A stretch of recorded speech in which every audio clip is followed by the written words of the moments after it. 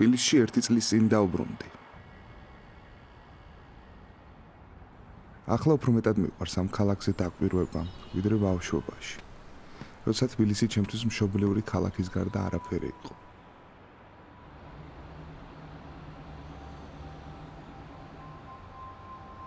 ადრე ვერ ვამჩნევდი, როგორი ლამაზი ყოფილა ის, გემრიელი კერძებით, კარგი მუსიკით და განსაკუთრებული ატმოსფერით.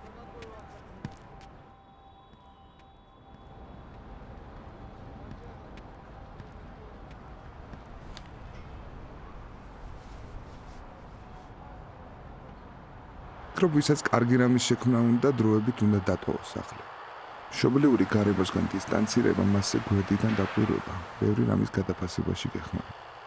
ასე მეტად აფასებ შენ ხალხს, ქვეყანას, საკუთარ თავსაც უკეთ ეცნობი, როცა მასთან მარტო გიწევს დარჩენა. ეს მთავარი მიზეზი იყო, რის გამოც წასვლა მომიდა. ჯერ ლატვიაში წავედი, შემდეგ გერმანიაში და ეს მოგზაურობა 10 წელიწადი გაგრძელდა. მახსოვს ბერლინში ერთ-ერთ კონცერტზე ჩემი ინგლისურენოვან ტრეკებს ვუკრავდი. როცა გადავწყვიტე ჰუმორობით ქართული სიმღერა დამეკრა, თრეშული შოუს და დმა მომინდა ბორატის სტილში. პერფორმანსის მერე ჩემი უცხოელი მეგობრები მოვიდნენ და მითხრეს: ლაშა რატომ ვცდილობ ამისგან თრეშის გაკეთებას, ეს ხომ სერიოზული, ძალიან კარგი მუსიკაა. იმ ღამეს სახლში ვერაფრით დავიძინე. თავში ის რიტმი და სიტყვები მიტრიალებდა და რის კეთებასაც მომავალში ვაპირებდი. მაშინ მივხვდი, რომ დაბრუნების დრო იყო. საერთოდ ადვილია ვესტერნიზაციის ცდუნებას აქვე. ინგლისურად წერო, როცა არც მსმენელს, არც შენ კარგად არ გესმის რას ამბობ, რადგან არც ერთი აზროვნებთ ამ ენაზე. იქნებ ხალხი გაორბის იმის თქმას, რასაც ფიქრობს და ამიტომ ცდილობს თავი უცხო ენას შეაყვანოს. მშობლიურ ენაზე წერა გაცილებით რთულია. აქ ვერავის მოატყუა. მსმენელი გაცილებით მგრძნობიარეა სიტყვების მიმართ, ამიტომ შენთან აბსოლუტური გულწრფელობაა საჭირო.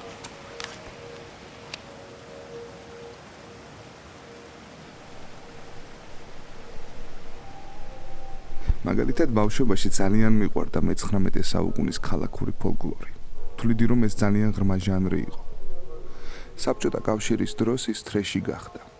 80-90-იანებში ასეთ მუსიკას მხოლოდ ქორწილებში უკრავდნენ, ხოლო მათ მსმენელს კი უგემოვნებად მიიჩნევდნენ. მეც მწვენოდა და გაურბოდი მას ალბათ, იმიტომ რომ არ ვიცოდი ვინ ვიყავი, სად მინდოდა ყოფნა.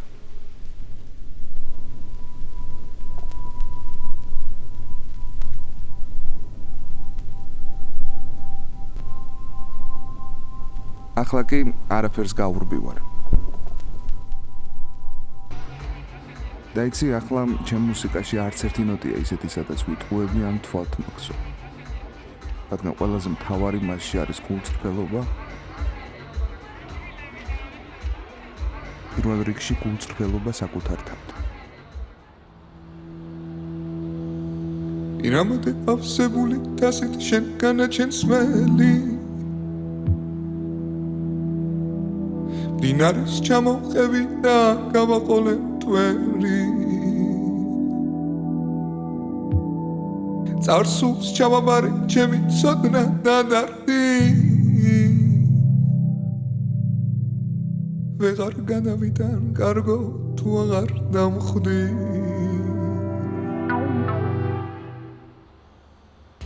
მოკლედ რა ხდება? იმისათვის რომ გაუწოდოთ ხელი მუსიკოსებს საკუთარი იდენტობის თავიანთ შემოქმედებაში რეალიზაციისთვის, კომპანია Hennessy ირგებს ფონდის როლს და გასცემს გრანტს, სადაც მე ვიქნები კურატორი. მე მოგიყევით ჩემს შესახებ, ახლა დროა თქვენ მოგიყვეთ თქვენ შესახებ, თქვენი იდეების შესახებ, თქვენი ბექგრაუნდის შესახებ, თუ რა გაწერნებთ მუსიკას და რა გჭირდებათ იმისთვის, რომ ეს ყველაფერი განახორციელოთ. შემდგომ უკვე მოდის დრო, როდესაც Universal Music-თან და Hennessy-სთან ერთად მე გამოვავლენ გამარჯვებულს, როგორც მაგალითს იმისა, როგორ შეიძლება საკუთარი იდენტობა გამოიყენოს თანამედროვე მუსიკაში. მეტი ინფორმაციისთვის შეგიძლიათ ნახოთ ვიდეო აღწერა და ჩემი Instagram გვერდი. წარმატებებს გისურვებთ.